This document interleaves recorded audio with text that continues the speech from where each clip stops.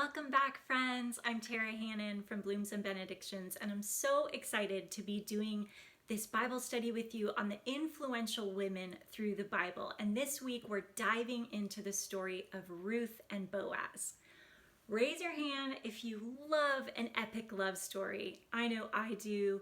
Katniss and Peeta and Han and Leia and Elizabeth and Mr. Darcy and Buzz and Tara. I'll just throw those ones in for you. I've always been a fan of love, but as a teenager, I made a vow to myself that I would rather be alone. I would rather be single than be with the wrong person. I felt like I had seen a lot of broken love stories, a lot of heartache and strife and loveless marriages, and I just knew I did not want that for myself. I felt a conviction to be patient to find the right man. And little did I know, he was hiding under a bowl cut and some dorky pants and some knit ties. And he was extremely bony, angular, skinny, but he was the man for me. And I could have missed it if I was looking for the wrong things and if I didn't see the character that lie beneath that. And the illustrious Boazs Hannon, he totally completes me. He is the man of my dreams. He is my soulmate. He says less, I say more. He says comedy, I say tragedy. He says sit still and be calm, and I say no, run yourself ragged and do all the things. He says Star Wars, and I say we've seen that 100 times. Let's see something else. I like it too, but come on, man. He's totally my one true love, and all the things that really matter, we completely agree on, like character and spiritual depth and raising our kids right and just loving them eternally, following after Christ with our calling and all of our resources. And that kind of love is worth the wait. So we're going to dive into Ruth and see a biblical example of a love that is worth the wait. So Ruth chapter 1, we're going to get a picture of who Ruth is and where her story begins. In verse 1, it says, "In the days when the judges ruled, there was a famine in the land, and a man of Bethlehem in Judah went to sojourn in the country of Moab, he and his wife and his 2 sons. The name of the man was Elimelech, and the name of his wife Naomi. And the names of his 2 sons were Mahlon and Chilion.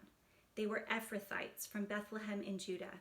They went into the country of Moab and remained there. But Elimelech, the husband of Naomi, died, and she was left with her 2 sons. These took Moabite wives. The name of the one was Orpah, and the name of the other was Ruth. They lived there about 10 years, and both Mahlon and Chilion died, so that the woman was left without her 2 sons and her husband." So right there in the first 5 verses, we get an overarching sketch of who Ruth is. She is an outsider. She is a foreigner. She is a heathen.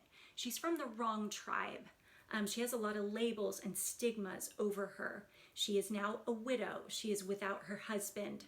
She has no children. She basically has 10 years of fruitlessness to show for. She has no finances to her name. They had left their country to go over to Moab because there was a famine.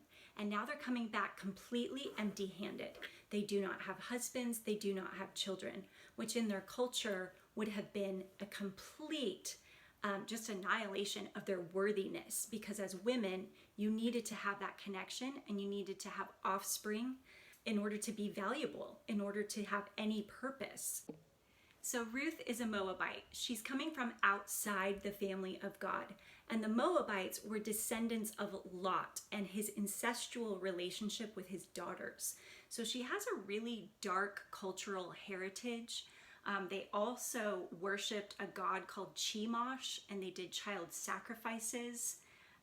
It was a very dark culture, a very dark people to have as your lineage. But Ruth does one thing correct, and we're going to see what that is in the next section. So Ruth and Naomi and Orpah, they're desperate. They don't have anything left to their name. And Naomi's basically like, I'm too old to have new sons for you to wait for them to grow up and you can marry them. You should just stay here with your people. Don't return home with me. And the one daughter-in-law says, okay, yeah, I'll stay with my family and my culture. But Ruth, she has found the one true connection that she needs in life. She's aligning her life with Yahweh, the one true God. And she says, your people will be my people, and where you go, I will go. 15, she said, see, your sister-in-law has gone back to her people and to her gods. Return after your sister-in-law. But Ruth said, do not urge me to leave you or return from following you. For where you go, I will go, and where you lodge, I will lodge. Your people shall be my people, and your God, my God. That's the important thing to note. She says, where you die, I will die, and there will I be buried. May the Lord do so to me, and more also, if anything but death parts me from you. And when Naomi saw that she was determined to go with her, she said no more. So Ruth is recognizing the help that she needs to avail herself of. She is recognizing a mentoring relationship here in Naomi, and she is loyal, and she is going to follow her into her destiny. So already from chapter 1, we can learn 4 main lessons. And number 1, it's that loss is always hard.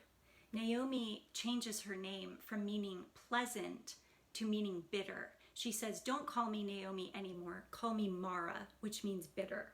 Loss is always hard. Number 2, the Lord will reward you for keeping your commitments in the face of a better offer. There will be better offers that come along. It might have sounded like a better offer to Ruth to stay with her family and friends and familiarity rather than to sojourn with a mother-in-law into an unknown destiny.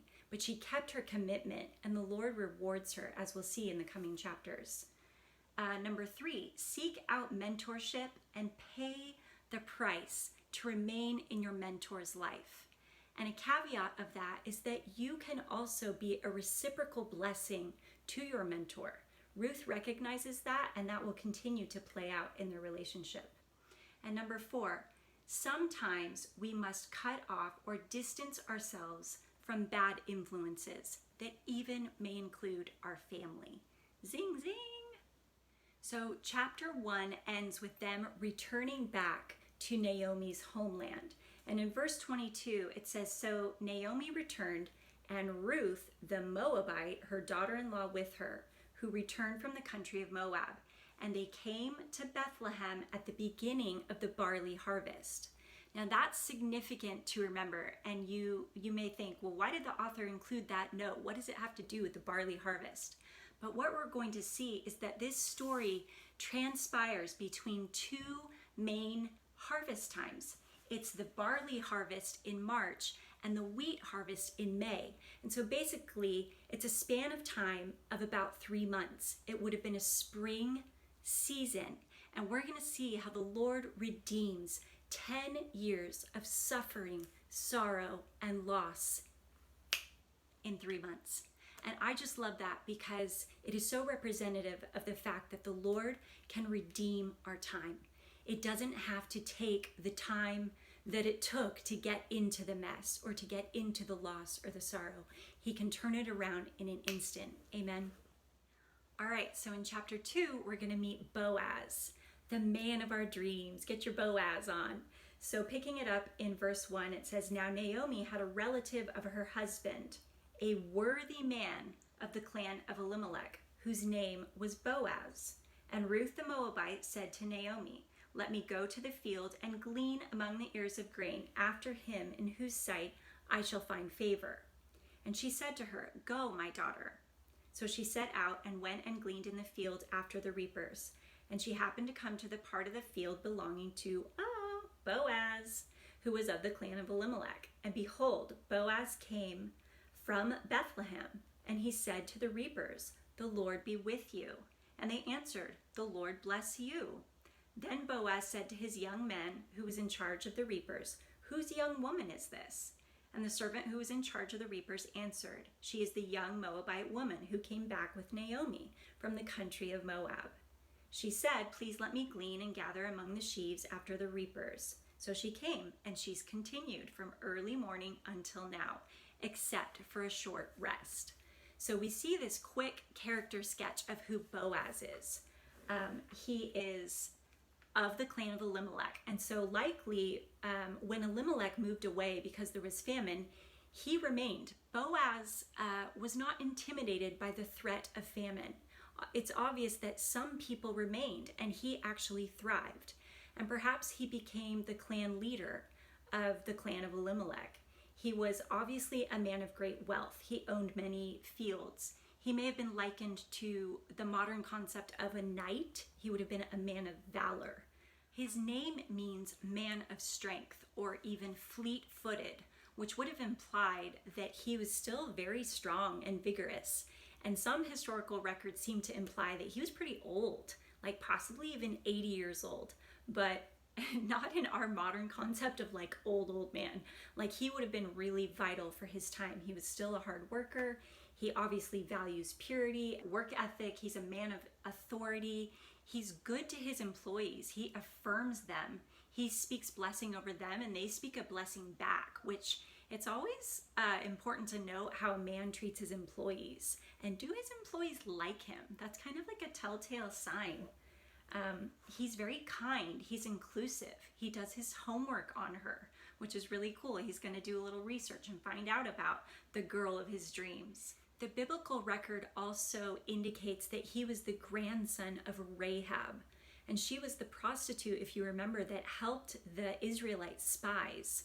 So she was a former prostitute that was in his lineage.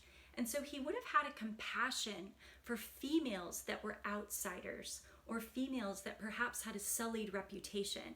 And I love just how the Bible illuminates things like that, that there would have been a tenderness in his heart already for someone like Ruth, who may have felt like she was used goods or, you know, the cast off or the rejects of his society. But he actually has a special place for her, a tenderness towards her. He is also the kinsman redeemer, the Goel Hadam, which literally meant the blood redeemer. And there was that concept in their culture that if a woman's husband passed away, then the next man in bloodline would need to redeem her lineage and give her a child. And since Ruth did not have any children, she was basically looking with Naomi for a kinsman redeemer, someone that could bless their lineage and continue it in the name of her deceased husband. And that was an Israelite practice that the Lord had instituted for them. So Boaz is wise, he's protective, he's safe, he's good to his employees, he's good to the poor, and he's not racist, which is so powerful in our time and in our age that we need to learn from this mighty example of this man of God. So quickly, we'll sketch through the next section, verses 8 through 16. And Boaz said to Ruth, "Now listen, my daughter, do not go glean in another field or leave this one, but keep close to my young women." Okay, he's looking out for her. That's good. "Let your eyes be on the field that they are reaping and go after them. Have I not charged the young men not to touch you?" He's protective. He's looking out for her purity. We need men that are going to look out for our purity. Amen, ladies?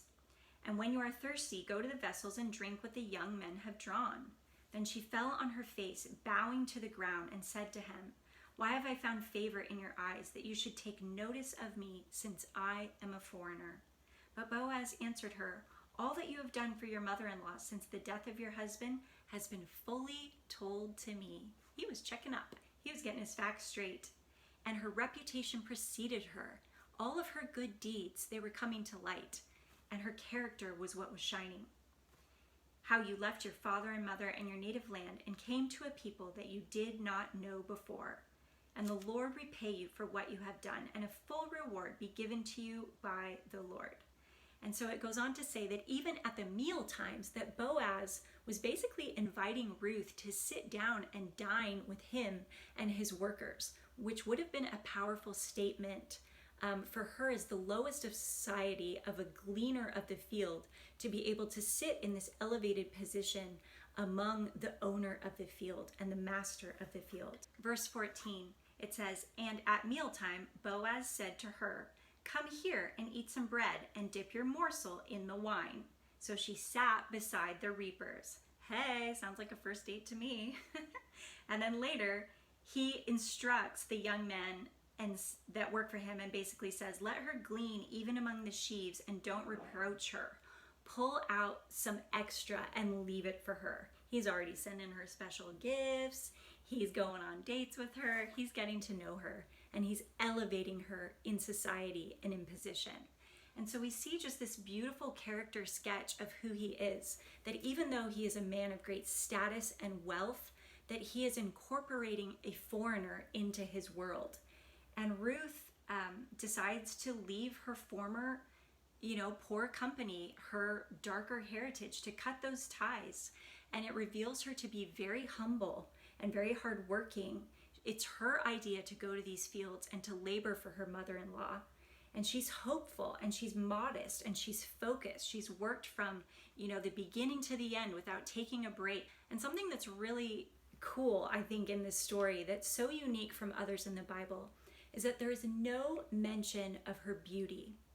And so many stories in the Bible will make note of that. It'll talk about King David's ruddy appearance, or Bathsheba and how she was just so striking to look at. And Sarah was so beautiful, she had to put a veil over her face, had to put a bag on her head because we couldn't handle how beautiful she was. But this book never mentions if Ruth is beautiful or not. And she likely would have been somewhat more towards middle age because she'd already been married for 10 years. And I love that the Bible is drawing out this illumination that character comes before beauty. So quickly, let's go through the lessons from chapter 2. And then actually, we're going to come back for a part 2 on this series because, hey, bonus, there's so much to learn from the book of Ruth. And we'll hear the exciting conclusion to this epic love story from the Bible. So lesson number 1 is don't let the disappointments of this chapter prevent you from seeing the blessings that lie ahead. Ruth could have been absolutely debilitated by her past and not been forward-thinking enough to get herself in the right position. But praise God, she does. Number 2, God can give purpose to your suffering. He's going to turn it all around for her in one springtime season. Number 3, beauty fades, but character is forever. Number 4, our hard work now can bless the world for generations to come. Spoiler alert, Ruth is in the lineage of Christ. And so that hard work and that sacrifice and that humility is going to bless us for generations into the future. Number 5, we may incur losses for many seasons, but redeeming the time can be instantaneous. And finally, number 6, regardless of our past, our future in Christ is always full of hope. Thank you guys so much for joining me for this first half of the book of Ruth. Come back next week and we'll finish out the story. I'll have my handy dandy unicorn notebook and we'll get all the details and all the nitty gritty and just dig into the word. I'm Tara Hannon from Blooms and Benedictions, where we walk with Christ to find the roses among the thorns. God bless you guys, and I'll see you soon.